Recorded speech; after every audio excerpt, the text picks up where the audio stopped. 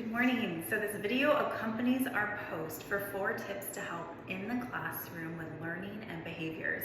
We're taking a neurological approach. So first, we're going to awaken the body with a few movements that replicate some things in our lower level brain through primitive reflexes as well as archetype movements.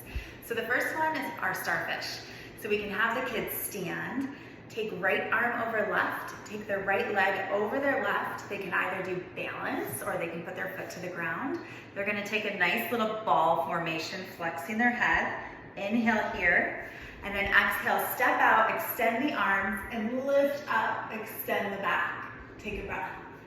And then they're gonna come other side, left arm over right, left leg over right, and hold. And then extend and open. And they can do that a few times on each side. So we're gonna get spinal flexion, we're gonna get spinal extension, we're gonna wake up our moro in the starfish type of pattern. Next, we're going to do a little side bend. So we're going to squeeze one side together, hike the hip, draw the shoulder down, and then extend and reach. And do that a few times on each side.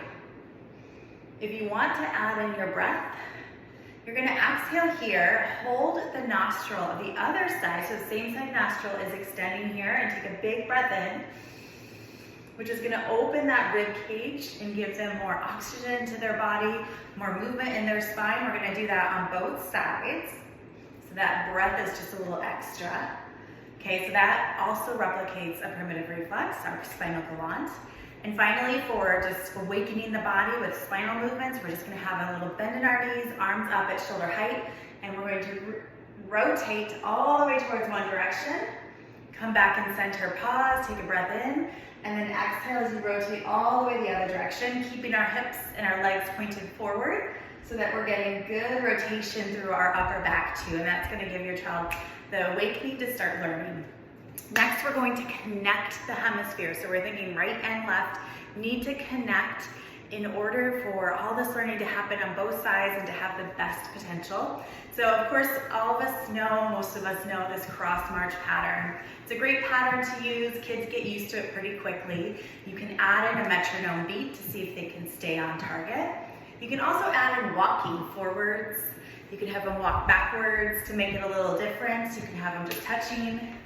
Then to advance, you start to have them go behind themselves. They could touch their feet. They could do front and then behind, which makes it a little bit more challenging. They have to think a little bit more. Once it becomes easy, we want to challenge them more. So there's lots of different patterns for cross lateral movements, but anything where I'm grabbing, taking my right hand and touching the left side of my body. This is another movement. I love the windmill because it incorporates head movement, which will bring in the vestibular system.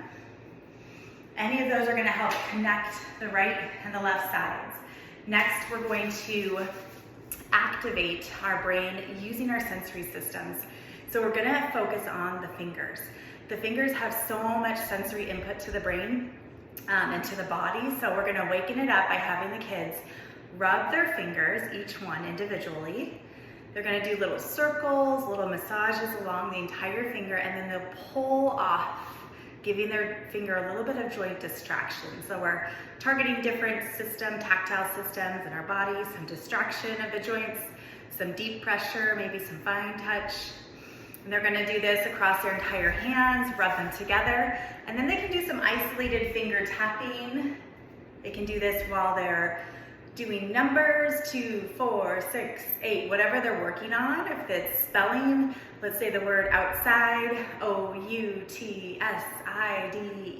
Have them go to a beat. If it's too easy, if you're working with older kids, you can have them do the opposite. So first start with the first finger, and this hand will start with the pinky finger, and it's gonna tap at the same time, opposite, and then they'll do the other side. So there's ways to challenge that.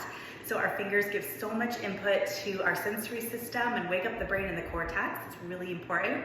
For younger kids, you could just do lots of the different play that you already do, cutting, drawing, sensory play, things like that will wake up the brain too.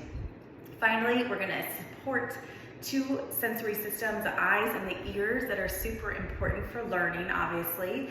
So for the for the ears, we're gonna do our ATNR standing with a snap of, to make some noise into the ear. So first, I'm gonna snap into my right ear a few times, and I'm gonna have this side bent, my right side, and this side long, looking towards the opposite room. And then I'm gonna snap in my left ear and do the opposite. And I might snap a couple times, look. Snap a couple times, look. So I'm having one side straight and one side bent. Snap a couple times and look. I just do that a few times on each side. Finally, we're going to support the eyes. So the eyes are obviously very important for learning, for vision, for taking information. So first we're gonna relax them. So especially with our kids that are looking at screens a lot, having your eyes closed, you're just gonna do small, light touch circles around the orbital of the eye. You can just do circles on both sides. One side, you can do figure eights. Two for a little bit more advanced movement.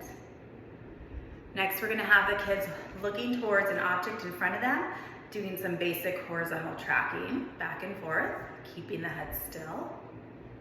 We're gonna do some yes and no's, where we're looking at our thumb and we're nodding yes, we're nodding no, to wake up our vestibular ocular reflex.